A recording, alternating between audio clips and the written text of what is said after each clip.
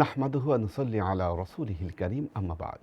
সুপ্রিয় দর্শক শ্রোতা, আসসালামু আলাইকুম ওয়া রাহমাতুল্লাহি ওয়া বারাকাতুহু। আপনাদের সবাইকে স্বাগত জানাচ্ছি তাসাউফ ও বিশ্বভ্রাতৃত্ব এই অনুষ্ঠানে। আমরা আমাদের প্রতিটি পর্বে ইলমে তাসাউফ সংক্রান্ত গুরুত্বপূর্ণ একটি বিষয় নিয়ে আলোচনা করে থাকি। আমরা জানি আমাদের পেয়ারা নবী হযরত মুহাম্মদ মুস্তাফা সাল্লাল্লাহু আলাইহি ওয়াসাল্লাম হেরা পর্বতের গুহায় আধ্যাত্মিক সাধনায় লিপ্ত হয়েছিলেন এবং মহান আল্লাহ রব্বুল আলমিনের কাছ থেকে তিনি কোরআনের অমীয় বাণী লাভ করেছিলেন। প্রায় আল্লাহ নবী জান্নাতুল বাকিতে আধ্যাত্মিক সাধনায় লিপ্ত হতেন। আমরা আমাদের আজকের পর্বে আলোচনা করব ইসলামের দৃষ্টিতে আধ্যাত্মিকতা। আর এই বিষয়ে আলোচনার জন্য দুজন গুরুত্বপূর্ণ অতিথিকে আমাদের অনুষ্ঠানে আমন্ত্রণ জানিয়েছি। চলুন শুরুতেই আমরা তাদের সাথে পরিচয় করিয়ে দিচ্ছি। আমাদের মাঝে উপস্থিত হয়েছেন ঢাকা বিশ্ববিদ্যালয়ের ইসলামের ইতিহাস ও সংস্কৃতি বিভাগের সম্মানিত অধ্যাপক ডক্টর আতাউর রহমান মিয়াজি।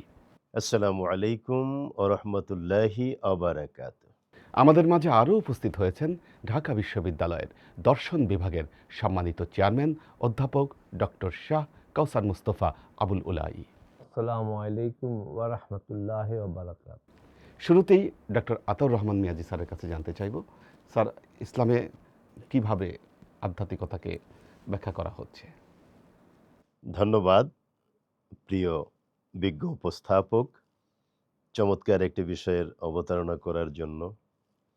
বিষয়টি এতই গুরুত্বপূর্ণ যেটার গুরুত্ব কোনো সময়ই ম্লান হয় না। তারপরেও কিছু দ্বিধাদ্বন্দ্ব কারো মনে থাকে ওটা না বোঝার কারণে। আধ্যাত্মিকতা, রুহানিয়াত, তার মানে ভেতরের যে সত্তাটা ওটা কত সতেজ, ওটার দ্বারাই রুহানিয়াতকে পরিমাপ করা হয়। তো রুহানিয়াতটা কি বা আধ্যাত্মিকতাটা কি এটা বোঝার জন্য আপনার উপস্থাপনার যে প্রথম বাক্যটা আপনি বলেছিলেন, রাসূলে করিম নূরে মুজাসসাম রহমাতুল্লিল আলামিন মুহাম্মদুর রাসূলুল্লাহ সাল্লাল্লাহু আলাইহি ওয়াসাল্লাম আনুষ্ঠানিকভাবে অফিসিয়ালি রেসালত প্রাপ্ত হওয়ার আগে গারে হেরায় জাবালে নূরের শীর্ষ চূড়ায় তিনি অনেক দিন এই ধ্যানমগ্ন অবস্থায় নীরবে সময় কাটিয়েছেন। এবং সবচেয়ে মজার ব্যাপার হলো আপনিও ওখানে গিয়েছেন, আমাদের সম্মানিত অধ্যাপক প্রফেসর শাহ কাউসার মোস্তফা আবুল উলাই উনিও গিয়েছেন। সেই ওখানে আমি একাধিকবার উঠেছি এবং ওখানে উঠে আমি দেখেছি রাসূলুল্লাহ সাল্লাল্লাহু আলাইহি ওয়াসাল্লাম যে গুহাটাতে গারে হেরা যেখানে অবস্থান করতেন এবং তার সামনেই নজরে পড়তো বাইতুল্লাহ, সুবহানাল্লাহ, এবং একাকিত্ব, অন্য কেউ নেই। মাঝে মধ্যে উম্মুল মুমিনিন হযরত খাদিজাতুল কুবরা রাদিয়াল্লাহু তাআলা আনহা তার খোঁজখবর নিতেন, নাস্তা খাবার-দাবার তৈরি করে বাড়ি থেকে গিয়ে গাড়ে হেরাতে উঠে নবীজির খোঁজখবর নিয়ে আবার চলে আসতেন। আর বাকি সময়টাতে মহান আল্লাহ তাআলার সাথে তার সরাসরি যে সম্পর্ক, তার মানে সম্পর্ক স্রষ্টার সাথে তৈরি করতে হলে নিরিবিলি অবস্থান করাটা বাধ্যতামূলক এবং তা না হলে লোকালয়ে অন্যদের উপস্থিতিতে ওই সম্পর্কটা প্রতিষ্ঠিত হয় না। ওটা এমন একটা সম্পর্ক যেখানে কোনো তার, রশি বা অন্য কোনো কিছু দিয়ে জোড়াতালি লাগানো যায় না। অর্থাৎ স্যার, আমরা বলতে পারি যে এই সম্পর্কের জন্য ধ্যান সাধনা করা এটা হ্যাঁ, জরুরি বিষয়। হ্যাঁ। তো আমি যে কথাটাকে একটু স্পষ্ট করতে চাই, তার মানে এই সম্পর্কটা হলো সরাসরি আল্লাহ তাআলার সাথে বান্দার সম্পর্ক এবং ওটা দেখিয়ে দিয়েছেন আমাদের আল্লাহর বান্দাদের জন্য, যিনি উসওয়াতুন হাসানা। লাকাদ কানা লাকুম ফি রাসূলিল্লাহি উসওয়াতুন হাসানা। তার মানে তোমাদের জন্য রসুলের জীবন আদর্শের ভিতরে রয়েছে সর্বোত্তম নমুনা, সর্বোত্তম আদর্শ, বেস্ট মডেল। এবং ওই আদর্শ, ওটার সাথে রুহানিয়াত অঙ্গাঙ্গিভাবে জড়িত। কারণ রাসূলে করিম সাল্লাল্লাহু আলাইহি ওয়াসাল্লামকে আল্লাহ তাআলা বলেছেন, ওয়া ইন্নাকা লাআলা খুলুকিন আযীম, ইয়া রাসূলাল্লাহ, ইয়া হাবিবাল্লাহ, আপনাকে আমি আল্লাহ তাআলা সুমহান চরিত্রের উপর অধিষ্ঠিত রেখেছি। তার মানে এই যে সুমহান চরিত্র, লাআলা, যার পরে আর হয় না, এত মর্যাদা সম্পন্ন রসূল চরিত এবং চরিত্র, এবং ওটার সাথে রুহানিয়াতের সম্পর্ক। এবং এটা অর্জন করতে ওই নিরিবিলি যে পরিবেশটা এবং ওই পরিবেশটাই আল্লাহর সাথে নবীজির সম্পর্কটাকে ওইভাবে তৈরি করে দিয়েছে এবং নবীজির রেসালত প্রাপ্তির যে প্রেক্ষাপট ওইটাকে প্রস্তুত করার জন্য রুহানিয়াতটা হলো প্রথম পর্ব। অর্থাৎ স্যার আমাদের ধর্মচর্চার জন্য রুহানিয়াত একেবারে অপরিহার্য একটি বিষয়। নিঃসন্দেহে স্যার আপনার কাছে আলোচনা নিয়ে আরও আসবো। ডক্টর শাহ কাউসার মুস্তাফা আবুল ওলাহি স্যারের কাছে জানতে চাইবো, স্যার বর্তমান সময়ে একদল লোক আমাদের আলেম ওলামা স্যারের বক্তব্য থেকে জানতে পারলাম যে আল্লাহ নবী নিজে আধ্যাত্মিক চর্চা করেছেন, আধ্যাত্মিকতা রুহানিয়াতের চর্চা করেছেন, কিন্তু বর্তমান সময়ে কেউ কেউ বলছেন যে ইসলামে আধ্যাত্মিকতার কোনো স্থান নেই। এই কথাটি তারা কেন বলেন বা ইসলামের দৃষ্টিতে কেন এর প্রয়োজনীয়তা আমাদের খুবই জরুরি? আলহামদুলিল্লাহ রাব্বিল আলামিন, আসসালাতু ওয়াসসালামু আলা আশরাফিল আমবিয়া ওয়াল মুরসালিন ওয়া আলা আলিত তাইয়্যিবিন আত-তাহিরিন ওয়া আসহাবিহি ওয়া উলি উম্মতি আজমাইন ওয়া বারিক ওয়াসাল্লিম। আপনার প্রশ্নটি খুবই সুন্দর প্রশ্ন এবং প্রফেসর আতর রহমান মিয়াজি সাহেব সুন্দরভাবে উপস্থাপন করেছেন। আমি এখানে একটু বুঝতে চেষ্টা করি, বুঝাতে উপস্থাপন করতে চাচ্ছি যে ইসলামের দৃষ্টিতে আধ্যাত্মিকতা জিনিসটা কি একটু বোঝার জন্য। রুহানিয়াত যেটাকে আমরা বলি, রুহ থেকে আসি, যে মানবাত্মা, এটা একটা ফিজিক্যাল এক্সিস্টেন্স না, মেকানিক্যাল কোনো বডি না। মানুষের পরিচয়টা তার রুহর জন্য। রুহ সম্পর্কে আয়াত আসছে, দুটো আয়াত আমি এখন উল্লেখ করব। আয়াতে করিমা যে আল্লাহ পাক বলছে, ইয়াসআলুনাকা আনির রুহ কুলির রুহ মিন আমরে রাব্বি। হযরত পাককে উদ্দেশ্য করে আল্লাহ বলছেন যে আপনাকে জিজ্ঞেস করা হবে রুহ কি, আত্মা কি। বলুন, আত্মা হলো আমার প্রতিপালকের একটি আদেশ, কমান্ড অফ মাই লর্ড, আমার প্রতিপালকের একটি আদেশ। আবার আরেক জায়গায় আসছে নাফাকতু ফিহি মির রুহি, যে হযরত আদম আলাইহিস সালামকে যখন বলা হলো যে আমার রূহ থেকে তার মধ্যে ফুঁকে দিলাম। তো সুতরাং রূহ যে জিনিসটা, আবার আরেক জায়গায় কোরআন শরীফে আসছে আমানত হিসেবে সূরা আহজাবের মধ্যে, যে নারাদনাল আমানাত আলাস সামাওয়াত ওয়াল আরদ, যে আমি এই আমানতকে রেখতে চেয়েছিলাম আসমানে, জমিনে, পাহাড়ে, কিন্তু কেউ গ্রহণ করলো না। ও হামালাহাল ইনসান, যে মানুষ গ্রহণ করলো। এই জন্য মানুষ হলো এই আমানতের, এবং ইন্নাহু কানা জালুমান জাহুলা, তাকে বলা হচ্ছে যে জালিম এবং মূর্খ।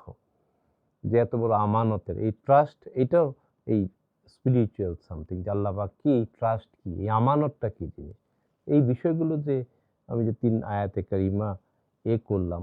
তা আমরা দেখা যাচ্ছে যে আজকাল যে এবাদতের মধ্যে আমাদের মধ্যে যে একটা তৃপ্তি আসছে না, এই কারণে যে আমাদের এই এবাদতের উদ্দেশ্যটাই আমাদের মধ্যে আসছে না। যে এবাদতের উদ্দেশ্য হলো এই রূহ থেকে আসছে, আল্লাহর কমান্ড, আদেশ, বা আল্লাহ ফুঁকে দিয়েছেন বা আমানত রেখেছেন আমাদের অন্তরের মধ্যে, আমাদের ভেতরে।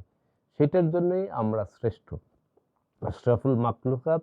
এই শ্রেষ্ঠত্ব এই জন্যই যে আল্লাহ আমাদের মধ্যে আমানত রেখে দিয়েছেন, রূহ দিয়েছেন এই এই বৈশিষ্ট্যর জন্য। তো এখন মানুষকে আল্লাহ তাআলা বলেছেন ইন্নী জাইলুন ফিল আরদি খলিফাতান, যে পৃথিবীতে আমি প্রতিনিধি পাঠাতে চাই। প্রতিনিধিত্ব এই জন্যই, এই এই আমানতের জন্য বা এই রূহের জন্য যে আল্লাহ পাক ফুঁকে দিয়েছেন। এইটাই তার বৈশিষ্ট্য। রবের সাথে এই সম্পর্ক স্থাপন করাই আধ্যাত্মিকতা। মানে হলো আমি যে আল্লাহর প্রতিনিধি, এই প্রতিনিধিত্বের যে চেতনা, এই যে কনসাসনেস, যে ডিভাইন কনসাসনেস, যে I am the vicegerent of Allah on earth, যে পৃথিবীতে আমি আল্লাহর প্রতিনিধিত্ব করছি। এই প্রতিনিধিত্বের চেতনা সমুন্নত রাখার জন্য দুনিয়াতে দিন আসছে। আল্লাহ পাক যখন বলেছেন, যখন আদম আলাইহিস সালামকে পৃথিবীতে পাঠিয়ে দিচ্ছেন, তখন কি উদ্দেশ্যে পাঠালেন? বললেন যে পৃথিবীতে যাও, আমার কাছ থেকে হেদায়েত আসবে। ইয়াতিয়ান্নাকুম মিন্নি হুদা ফামান তাবি হুদা ফালা খাউফুন আলাইহিম ওয়ালা হুম ইয়াহজানুন, যে আমার তরফ থেকে হেদায়েত আসবে, যারা সে হেদায়েতকে অনুসরণ করবে, মেনে চলবে, তাদের কোনো ভয়, কোনো চিন্তা থাকবে না। সেই হেদায়েতটাকে দিন, এটাই দিন, যে যুগে যুগে আম্বিয়া কেরাম স্যার এখানে একটা প্রশ্ন স্যার চলে আসে যে তাহলে আজকে আধ্যাত্মিকতার এত গুরুত্ব থাকা সত্ত্বেও আমাদের মুসলিম কমিউনিটি যত আছে তারা সবাই কেন এই আধ্যাত্মিক চর্চার মধ্যে লিপ্ত হতে পারছে না, না? ওই পয়েন্টে আমি আসছি। ওইটা যথাযথ উপলব্ধির অভাব। আমাদের উদ্দেশ্য কি, যে আমি আল্লাহর প্রতিনিধিত্ব করছি, আল্লাহর সাথে আমি যে প্রতিনিধিত্ব করছি, এই কনসাসনেস এবং প্রতিনিধি আমি সার্বক্ষণিক। আমি মসজিদের প্রতিনিধি, আমি এইভাবেও বলি ছাত্রদের যখন ক্লাসে বলতাম যে আমি টয়লেটে গেলেও প্রতিনিধি, এই আমানত এই রূহ আমি কিন্তু টয়লেটে গেলেও, সুতরাং আমাকে কিন্তু এই মর্যাদা সর্বক্ষণ রাখতে হবে। সর্বক্ষণ তিনি আমার সাথে আছেন। আল্লাহ পাক বলছেন হুয়া মাকুম আইনামা কুনতুম, তুমি যেখানেই থাকো তিনি তোমার সাথে আছেন। তো সেই জন্য এই যে উপলব্ধিটা, এইটাই জাগ্রত রাখা, এবং সেটা এবাদতের উদ্দেশ্য। তাই সমস্ত এবাদত বন্দেগীর উদ্দেশ্য হলো, আমি সামারি করতে চাচ্ছি যে এই যে আমি যে প্রতিনিধি, আল্লাহর প্রতিনিধি হিসেবে যে পৃথিবীতে এসেছি, সেই প্রতিনিধিত্বের মর্যাদা সমুন্নত রাখা। আমার ওই ক্যারেক্টারিস্টিক, যে আল্লাহ যে আমাকে প্রতিনিধি বানিয়েছেন, যেটাকে ইংরেজিতে বলে ভাইস জারেন্ট, যে I am the vicegerent of Allah on earth, যে পৃথিবীতে আমি আল্লাহর প্রতিনিধিত্ব করছি, সেটা যে কনসাসনেসটাকে সমস্ত এবাদতের নির্যাস হলো, এসেন্স অফ অল ওয়ারশিপ হলো সেটা, ওই to keep that status intact, মানে হলো প্রতিনিধিত্বের যে মর্যাদা, খেলাফতের যে চেতনা, আমি যে আল্লাহর প্রতিনিধিত্ব করছি, সেই চেতনাকে জাগ্রত রাখা এবং সেটাকে সমুন্নত রাখা এবং সেভাবে পৃথিবী থেকে চলে যাওয়া, তাইলে সাকসেস। সুতরাং এবাদতের নির্যাস ওইটা, সামারি এটা, ওইটাই হযরত সুফিয়ে কেরাম, আমাদের তাসউফের যে ইমামগণ, বা সেটাই শিক্ষা। সেটা আমাদের মধ্যে উপলব্ধি নেই বলে, আমরা সেটাকে বুঝতে পারি না বলেই অজ্ঞতা প্রসূত এটা হচ্ছে, আমরা যে ধারণ আমরা করতে আমরা পারছি না। তাদের জীবনকে জানতে পারি না। জানলে আমরা তাদেরকে আলিঙ্গন করতাম, যে তারা তারা আসলে ওই চেতনা, যে দিনের মূল কথাটাই তাদের শিক্ষার মধ্যে নিহিত রয়েছে। জি স্যার, অনেক গুরুত্বপূর্ণ আলোচনা করছিলেন। আপনার কাছে আবারও আসবো। ডক্টর আতাউর রহমান মিয়াজি স্যারের কাছে জানতে চাইবো, স্যার আমাদের মাদ্রাসাগুলোতে শরীয়ত শেখানো হয়, শরীয়ত চর্চা করা হয়, জুমার খুতবাগুলোতেও শরীয়ত চর্চা করা হয়। আমরা জানি যে নিরেট আধ্যাত্মিকতা বাংলাদেশে চর্চা করা হয় আমাদের বিভিন্ন খানকা, মাজার, এই জায়গাগুলোতে। কিন্তু আমরা বর্তমান সময়ে দেখতে পাচ্ছি যে এই জায়গাগুলোই মানুষের একটু আক্রোশের শিকার হচ্ছে। তো আমার প্রশ্ন হলো যে স্যার, কেন, বা এখান থেকে বের হয়ে আসার জন্য আমাদের কি করণীয়? ধন্যবাদ। খুবই গুরুত্বপূর্ণ প্রশ্ন।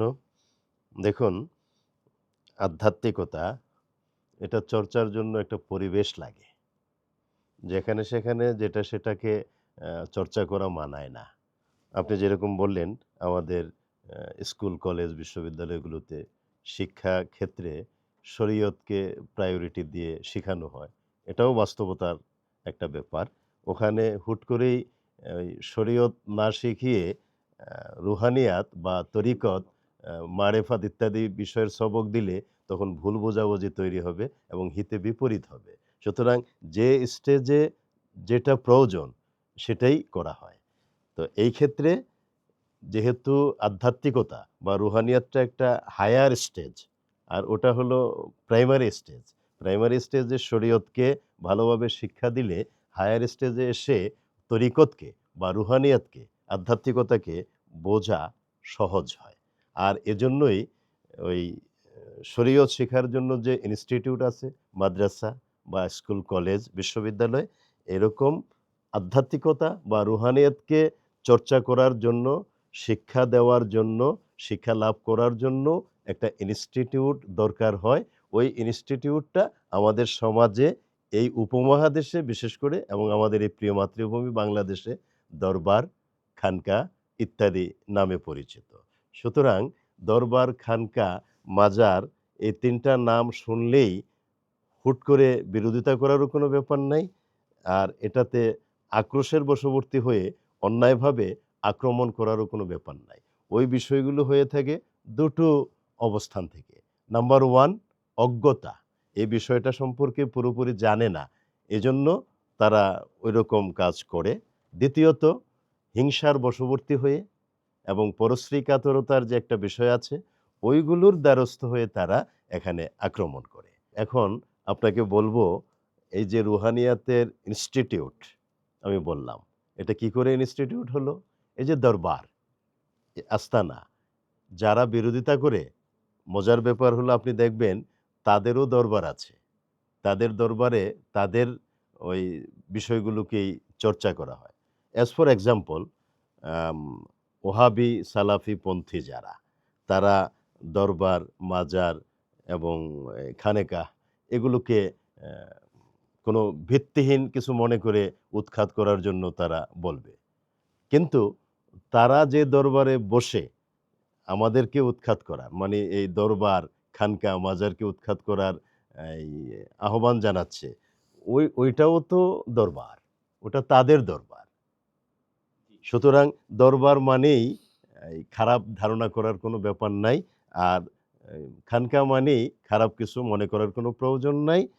আর মাজার মানেই মাজার পূজারী, এটা বলার কোনো ব্যাপার নাই। এটাও অজ্ঞতা অথবা হিংসার ব্যাপার। মাজার, হ্যাঁ, তারা যেই বিষয়টাকে সামনে রেখে বলে মাজার পূজারী, সেটা হলো যে মাজারে গিয়ে অনেকে সেজদা করে, অনেক শরিয়া বহির্ভূত কাজ-কাম তারা করে এবং মাজারের যিনি শায়িত আছেন তাকে নিয়ে অনেক উল্টাপাল্টা আবেদন, নিবেদন ইত্যাদি করে। এগুলো যারা করে এর সাথে ইসলামের দূরতম কোনো সম্পর্কও নাই, খানকারও কোনো দূরতম সম্পর্ক নাই, দরবারেরও কোনো দূরতম সম্পর্ক নাই। আর ওইগুলো যারা করে এদেরকে আমরাও পছন্দ করি না। আমরা সোজা বলবো মাজার কি? যা জিয়ারত করা হয়, ভিজিট করা হয়। বিশেষ উদ্দেশ্যে আউলিয়ায়ে কেরাম যেখানে আছেন ওটাই তো মাজার। ওই মাজারে যাওয়া মানেই মাজার পূজারি না। মাজার, কবর জিয়ারত করা সুন্নাত। রাসূল করিম সাল্লাল্লাহু আলাইহি ওয়াসাল্লাম মক্কাতুল মুকাররমায় অবস্থানকালীন সময়ে হযরত খাদিজাতুল কুবরা রাদিয়াল্লাহু তাআলা আনহার ইন্তেকালের পরে যখন জান্নাতুল মুআল্লায় তার রওজা শরীফ, আমরাও বহুবার গিয়েছি, আপনি গিয়েছেন, উনিও গিয়েছেন, আমি অসংখ্যবার গিয়েছি। সেখানে যে জিয়ারত করা, এটা স্বয়ং রহমাতুল লিল আলামিন বাইতুল্লাহতে সলাত আদায় করে ফজরের পরে সাহাবায়ে কেরামদের নিয়ে জান্নাতুল মুআল্লায় মা খাদিজাতুল কুবরা রাদিয়াল্লাহু তাআলা আনহার রওজা শরীফের পাশে, কবরের পাশে দাঁড়াইয়া জিয়ারত করেছেন। আবার মাগরিবের পরে একই কাজ করেছেন। দৈনিক ২ বার, যেটা রহমাতুল লিল আলামিন নিজে সাহাবায়ে কেরামকে নিয়ে বাইতুল্লাহতে সলাত আদায় করে জান্নাতুল মুআল্লায় গিয়ে তারপরে কবর জিয়ারত করলেন, দোয়া করলেন। এটা কি করে শিরক হয়, বেদাত হয়? এটা তো সুন্নতে রাসূল। রাসূল করিম সাল্লাল্লাহু আলাইহি ওয়াসাল্লামের সুন্নাহ। হিজরতের পূর্ব মুহূর্ত পর্যন্ত দৈনিক ২ বার তিনি এই কাজটি করেছেন। এবং যখন তিনি হিজরত করে মদিনাতুল মুনাওয়ারাতে চলে গেলেন, তখন জান্নাতুল বাকি এবং অন্যান্য যে কবরগুলো ছিল সাহাবায়ে কেরামের অন্যান্যদের, সেখানে তিনি প্রতিনিয়ত যাতায়াত করতেন এবং সেখানেই তিনি জিয়ারত করতেন। তো এটা কি মাজার পূজা হলো? মাজার পূজা হলে তো সর্বপ্রথম মাজার পূজারী হিসেবে রসুলুল্লাহকে মনে করতে হবে। আস্তাগফিরুল্লাহাল আযীম ওয়া আতুবু ইলাইহি। সুতরাং মাজার জিয়ারত করা, দোয়া করা, কবর জিয়ারত করা, দোয়া করা সুন্নতে রাসূল। এটা পূজা না। পূজা ওইটা, এর নামে যারা অন্যান্য অপকর্মে লিপ্ত হয়। ওই অপকর্মে যারা লিপ্ত হয় এদের সাথে ইসলামের এবং ইসলামের নবীর দূরতম কোনো সম্পর্ক নেই। আর সেই সূত্রে আমাদেরও কোনো সম্পর্ক নেই। তাদেরকে সংশোধিত হওয়ার আহ্বান আমরাও জানাবো। আমরাও বলবো, ভাই, মাজারে যাওয়া মানে মাজার পূজা না, সেজদা করা না। আপনারা সংযত হন, নিয়মকানুন বোঝেন, আপনারা সুন্নতের উপর কায়েম থাকেন এবং শিরক বেদাত থেকে দূরে থাকেন। সুতরাং এই নিরিখে যদি আমরা দরবার, খানকা, মাজারগুলোকে বিচার বিশ্লেষণ করি, তাহলে তো ওটাকে শিরক বেদাতের আস্তানা বলার কোনো সুযোগ নাই, মাজার পূজারী বলার কোনো সুযোগ নাই, বরং আধ্যাত্মিকতা চর্চা করার একটা সেন্টার হিসেবেও ওটা বিবেচিত হতে পারে। ধরেন রাসূল করিম সাল্লাল্লাহু আলাইহি ওয়াসাল্লাম মক্কি জিন্দেগিতে মহিলাদের যখন কবরে মাজারে বেশি বেশি আসা যাওয়ার একটা ছিল, এই প্রবণতা ছিল। তো তিনি যেটা লক্ষ্য করলেন, মহিলাদের তো মন নরম পুরুষের তুলনায় এবং তারা ওই কবরের পাশে গেলে নিজেদেরকে সংযত রাখতে পারে না। এজন্য আল্লাহর রাসূল বলেছিলেন তাদেরকে সংযত রাখার জন্য, কন্ট্রোল করার জন্য, যে তোমরা কবর জিয়ারতে যাবে না। যখন তিনি মদিনাতে হিজরত করলেন, জান্নাতুল বাকিতে নিজে জিয়ারতে নিয়মিত যেতে লাগলেন। তখন তিনি স্পষ্ট বলেছেন, বুখারীর হাদিস খুলে দেখুন, রাসূলুল্লাহ সাল্লাল্লাহু আলাইহি ওয়াসাল্লাম বলেছেন, প্রথম জীবনে মাক্কি জিন্দেগিতে ওই কারণে আমি তোমাদেরকে কবর জিয়ারতের ক্ষেত্রে নিষেধাজ্ঞা আরোপ করেছিলাম, ওই যে তোমরা সংযত হতে পারো না, নিজেকে কন্ট্রোল করতে পারো না। কিন্তু এখন তোমাদেরকে আমি অনুমতি দিচ্ছি, কারণ তোমরা ইতোমধ্যে নিয়মকানুন সব বুঝে গেছো। আমার আদর্শটা কোন পর্যায়ের সেটা বুঝে গেছো, এবং কবর জিয়ারত করা সুন্নাত, এই জন্য তোমাদেরকে আমি অনুমতি দিলাম, নির্দেশ দিলাম। আরেকটা কারণ হলো, কবরের সামনে গেলে, জিয়ারত করলে ওই মৃত ব্যক্তিদের সাথে তোমার যে একটা রুহানিয়াতের সম্পর্ক, সেখানে কিন্তু ওই সম্পর্কটা আছে। আপনার বাবা ওই কবরে, আপনি ওখানে গেলেন, আপনার বাবার সাথে আপনার একটা সম্পর্ক, আপনার মার সাথে একটা সম্পর্ক। ওই সম্পর্কটা কিসের? ওটাই ওই যে এখানকার কানেকশন। উনি যেই কথাটা বলেছিলেন, রুহ থেকে রুহানিয়াত, ওই সম্পর্কটা। তো ওই সম্পর্কটা হওয়ার কারণেই কিন্তু মনটা নরম হয় এবং মানুষ মৃত্যুর কথা স্মরণ করে। তো এই যে মৃত্যুর কথা স্মরণ করলো, মনটা নরম হলো ওই পরিবেশে, ওই সম্পর্কটার কারণে। তাহলে এটাকে আপনি কিভাবে মিথ্যা প্রতিপন্ন করবেন? এটা ছাড়া তো বিকল্প কিছু নাই। শান্তি পেতে হলে ওই রকম সিস্টেমে আমাদেরকে আমাদেরকে রুহানিয়াত চর্চা চর্চা করতে করতে হবে। হবে। জি স্যার, আপনার কথা থেকে বুঝতে পারলাম যে অবশ্যই কবর জিয়ারত করে এটি সুন্নাতে রাসূলের অন্তর্ভুক্ত এবং রুহানি চর্চা করার জন্য একটি উপযুক্ত স্থান। জি নিঃসন্দেহে। স্যার, আপনার কাছে জানতে চাইবো যে আমরা দেখতে পাচ্ছি যে দিনে দিনে আমাদের ইসলামিক অনেক কালচারগুলো আমাদের সমাজ থেকে চলে যাচ্ছে। যেমন একটা সময় সকালবেলায় উঠে সবাই মক্তবে যেত বা মক্তবে গিয়ে চর্চা করতো, তো ঠিক তেমনিভাবে আমাদের আধ্যাত্মিকতার চর্চা কিন্তু দিনে দিনে হ্রাস পাচ্ছে। তো এটাকে ফিরিয়ে আনার জন্য আমাদের কি করা উচিত বা কিভাবে আমরা সমাজে এটিকে ফিরিয়ে আনতে পারি? একটু বাজারাত নিয়ে একটু কথা বলি। যেটা আমাদের যে ধারণা দেওয়া হচ্ছে যে উপমহাদেশে সারা পৃথিবী জুড়ে বুজুর্গানে দিনে মাজারাতকে, জিয়ারতকে বরকতময় মনে করা হয়েছে। এই উপমহাদেশে ইসলাম প্রচারে যার সবচেয়ে গৌরবোজ্জ্বল ভূমিকা, বিভিন্ন রেওয়ায়েত আছে। তো অনেক রেওয়ায়েতে আছে যে ৯০ লক্ষের বেশি লোক মুসলমান হয়েছিলেন হযরত খাজা মঈনুদ্দিন চিশতি গরিব নওয়াজ সুলতানুল হিন্দ। এবং সেই সুলতানুল হিন্দ বা অলিউল হিন্দ লকবটা আধ্যাত্মিকভাবে, রুহানিভাবে রসুলের পাক তাকে দিয়েছিলেন এবং বলেছিলেন যে ওখানে কুফরিস্তান, যেখানে শিরক হচ্ছে, এখানে মুশরিকদের জায়গা। আমি বলছি এটার মধ্যে দিয়ে, আমি বিদ্বেষের কথা বলছি না, যে সেখানে গিয়ে ইসলামের ঝান্ডা ওড়াও তুমি। তো উনি তশরিফ নিয়ে আসার পরেই উপমহাদেশে মুসলিম সাম্রাজ্য কায়েম হয় ৭০০ বছর। আমরা সেটা ধরে রাখতে পারি না, আমাদের আহ, আহ, দুর্ভাগ্য, ব্যর্থতা বা আমাদের ক্রাইসিস, আমাদের শাসকদের মধ্যে নৈতিকতা, আধ্যাত্মিকতার অভাবের কারণে। হুজুর গরিব নওয়াজ সুলতানুল হিন্দ যখন তশরিফ আসলেন লাহোরে, দাতা গঞ্জবখশ রহমতুল্লাহ আলাইহ তার বিখ্যাত কিতাব, পৃথিবী বিখ্যাত কিতাব ফার্সিতে, প্রথম কিতাব তাসাউফের উপরে, কাশফুল মাহজুব। তো সেখানে সেই হযরত দাতা গঞ্জবখশ রহমতুল্লাহ আলাইহির মাজারের উনি ৪০ দিন চিল্লা করলেন এবং সেই জায়গাটা এখনো বাউন্ডারি করা আছে। আমি দুবার গিয়েছি, লাহোর যখন গিয়েছি। তো সেখানে, তো সুতরাং যিনি শায়খুল ইসলাম গরিব নওয়াজ, তিনি তো সেখানে ৪০ দিন সাধনা করলেন। সুতরাং যার মাধ্যমে এই উপমহাদেশে আমরা ইসলামের ঝান্ডা উড়াতে পেরেছি বা মুসলিম শাসন কায়েম হয়েছে। আজকে এত মুসলমান উপমহাদেশে প্রায় ৭০ কোটির উপরে মুসলমান হবে। পাকিস্তান, বাংলাদেশ, ইন্ডিয়া এর চেয়ে বেশি হবে। তো এই যে তিনি তো তাওহীদের ঝান্ডা নিয়ে আসছিলেন। সুতরাং এই যে মাজারাতে যাওয়া, সেটার মধ্যে মাজারাত উনি বলেছেন যেটা জিয়ারাতের জায়গা। আমাদের মুসলমানদের কবরকে বলা হচ্ছে যে জান্নাতের একটা টুকরা, তাই না? হাদিস শরীফে আছে রাউজাতুম মির রিয়াজিল জান্নাহ। তাহলে এখন সেখানে যদি যাওয়াটাকে শিরক হবে কেন? যে আমি গভীরভাবে দেখি ওইখানে আমি যাই প্রশান্তির জন্য। আমি যদি যাই এখন কক্সবাজার যাই, কেন যাই? যে ওখানে স্বাস্থ্যকর স্থান। আধ্যাত্মিক স্বাস্থ্যের জন্য সেই সব জায়গায় যাওয়া, যেখানে জান্নাত, যেখানে আল্লাহর ওলিরা শুয়ে আছেন, সেখানে গেলে আমি রুহানি সতেজ হবে। ফ্রেশ এয়ার যেমন পাই, আমি কক্সবাজার যাই, জায়গায় ভিজিট করি, তখন হয় কি আমার মধ্যে জাগতিক একটা শারীরিক অবস্থা হয়। এরকম রুহানিয়াত তাজা হতে, আল্লাহর জিকিরকে ভেতরে আনতে গেলে যারা আল্লাহওয়ালা, যাদের জিকিরের মধ্যে, আল্লাহর মধ্যে মশগুল আছেন, এখনো তাদের কবরের মধ্যে সেই অবস্থাটা বিরাজমান, সেখানে তো আল্লাহর জিকির আরো বেশি তৌহিদ হবে, আরো বেশি আল্লাহর স্মরণ আসবে। এটা দৃষ্টির ভ্রান্তির জন্য আমার দৃষ্টি অন্যরকম বলেই এরকম মনে হয় যে এটা শিরকের গন্ধ পাই।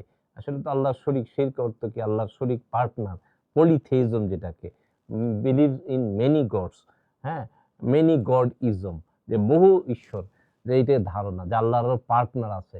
আমরা কি কোনো সুফি বলছে যে আল্লাহর পার্টনার আছে? সুফিদের এখানে তো লা ইলাহা ইল্লাল্লাহর জিকির কোথায় বেশি হয়? সুফিদের এখানে হয়। আর যুগে যুগে সব জায়গায় তো সুফিরাই স্যার তাওহীদকে প্রতিষ্ঠা করেছে। তাওহীদ লা ইলাহা ইল্লাল্লাহর জিকির কোথায় হয়? তো সেটা লা ইলাহা ইল্লাল্লাহ যে বলেছে, তো তো সে সে কিভাবে আর পার্টনার আসে, তার মধ্যে আবার অংশীদারিত্বের কনসেপ্ট আসে। তো এটা না বোঝার কারণে আমি বলছি না, আমি দোষ দিচ্ছি না যারা এর সমালোচনা করেন। আমি চাই ভ্রাতৃত্ব, সুফি একরাম অত্যন্ত মানবিক, উদার এবং অ্যাকোমোডেটিভ। সবাই মুসলমানরা ঐক্যবদ্ধ থাকুক, মানব জাতি ঐক্যবদ্ধ থাকুক, ভ্রাতৃত্ব বজায় থাকুক, যেটা আমাদের মূল হেডলাইন আজকে। তো সেটার মধ্যে তারা চান ভালোবাসার মাধ্যমে ইসলাম প্রচার করতে। সুতরাং তাদের সমালোচক যারা, তারা উপলব্ধি করতে পারেন না তাসউফের মূল বাণীটা, মর্ম বাণীটা আসলে আলটিমেটলি তাওহীদ। আলটিমেটলি এবং তাসউফে একটা সর্বোচ্চ মাকামকে বলা হয় তাওহীদের মাকাম, যেটার মধ্যে যখন এই উপলব্ধি আসে, তখন সমস্ত সৃষ্টির মধ্যে তারই তাজাল্লি দেখা যায়, যে আল্লাহ পাকেরই কুদরত সবকিছু ডিটারমিন। আমরা তো এমনি থিওরিটিক্যালি বলি, কিন্তু সুফি উপলব্ধিতে আসে যে তাওহীদে সর্বত্র তারই কমান্ড চলছে। তো সেটাই কোরআন, সুতরাং কোরআন শরীফের মর্ম কথাই সুফি কেরামের শিক্ষার মধ্যে নিহিত রয়েছে। এটাই আধ্যাত্মিকতা। স্যার, আমরা একদম শেষ পর্যায়ে চলে এসেছি। আপনি ঐক্যের কথা বলেছেন, তো এই সুফিদের ঐক্যের জন্য তাদের আসলে কি করা উচিত আপনি মনে করেন? সুফি কেরাম তো লিবারেল পিপল, তারা তারা খুবই স্ক্রুপুলাসলি, অত্যন্ত কঠোরভাবে তারা জীবনে সাধনা করেছেন, নিজের জন্য অত্যন্ত কম ভোগ করেছেন, কম খাওয়া, কম ঘুমানো, কম ভোগ করা। এবং অনেক সুফি আমাদের আধ্যাত্মিক, হযরত ইব্রাহিম বালখি রহমাতুল্লাহ বাদশাহ ছিলেন, হযরত শাহ হামাদানি বাদশাহ ছিলেন, আমাদের যেই নেত্রকোনায় হযরত কমরুদ্দিন রুমি রাজ পরিবারের সন্তান। এরকম অনেকে সেই আধ্যাত্মিকতার গন্ধ পেয়েছেন, তারা দুনিয়াদারি ছেড়েই দিয়ে ইসলাম প্রচারে আসছেন, সবাই ইসলাম প্রচার করেছেন। সুতরাং এইটার এই গন্ধ তো পেতে হবে। যারা পান নাই তারা এর বাইরে থেকে আরেকভাবে দেখেন, যদি ভেতরে আসেন। এই জন্য তাসউফের অনেক বিরোধী লোক, কট্টর বিরোধী ছিলেন, যখন এই সান্নিধ্যে এসেছেন তখন একদম ইউটার্ন। তারা বুঝেছেন যে এর মধ্যে কি মহা মূল্যবান নিয়ামত, মানে জীবনের সর্বত্র মানে সবচেয়ে গুরুত্বপূর্ণ জিনিস যেটা এসেন্স, দিনের নির্যাসের মধ্যে নিহিত রয়েছে। তখন আল্লাহর প্রেমিক হয়ে গেছেন, আশিক হয়ে গেছেন। বহু লোক আছেন, বহু বুজুর্গ জীবনে ছিলেন তাসউফ বিরোধী, ঘোর তাসউফ বিরোধী।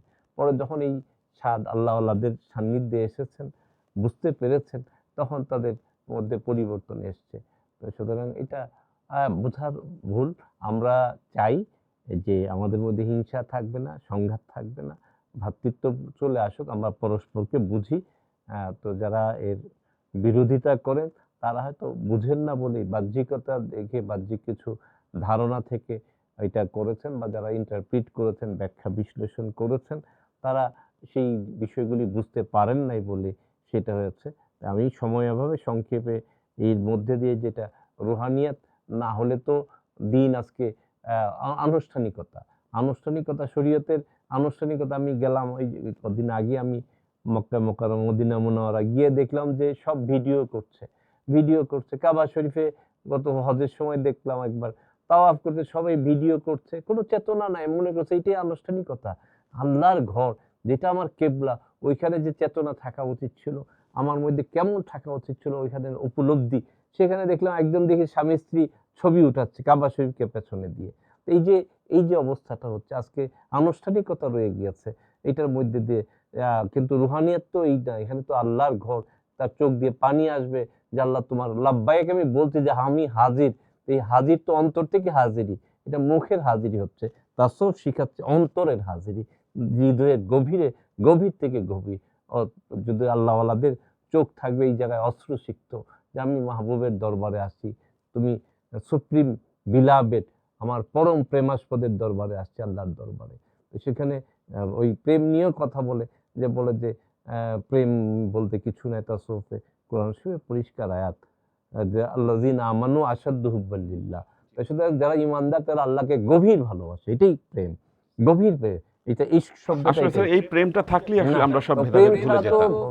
ইবাদত। এবং ইমাম গাজ্জালী রহমাতুল্লাহ আলাইহি, যিনি সৈয়দুল মুসান্নিফিন যাকে বলা হয়, বা হুজ্জাতুল ইসলাম বলা হয়, যে ইসলামের বলা হয়, তার যে ইহয়া উলুমুদ্দিন গ্রন্থটি, এই সম্পর্কে বলা যে ইসলামের সমস্ত সাহিত্য, কোরআন হাদিস বাদে যদি ধ্বংস হয়ে যায়, আর শুধু যদি ইহয়া উলুমুদ্দিন টিকে থাকে, ইসলামের সামান্যতম ক্ষতি হবে।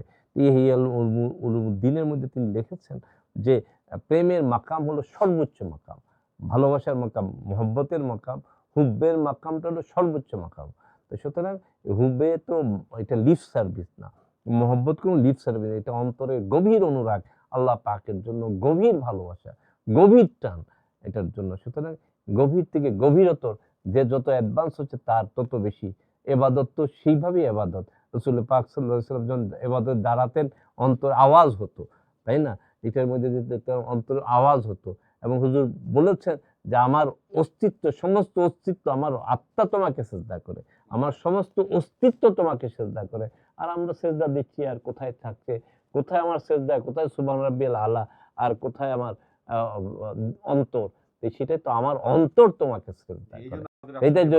এই জন্যই তাসাউফের মূল কথা হলো যে অন্তর যেন সেজদা করে, খালি কপাল সেজদা করবে না। স্যার আপনাকে অনেক ধন্যবাদ জানাচ্ছি, খুব চমৎকার আলোচনা করেছেন, আপনাকে ধন্যবাদ জানাচ্ছি স্যার।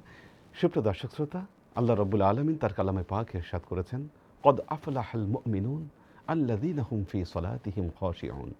সেই মুমিনেরা সফল কাম হয়েছে যখন তারা নামাজে দাঁড়ায়, আল্লাহর প্রেমে তাদের হৃদয় বিগলিত হয়ে যায়।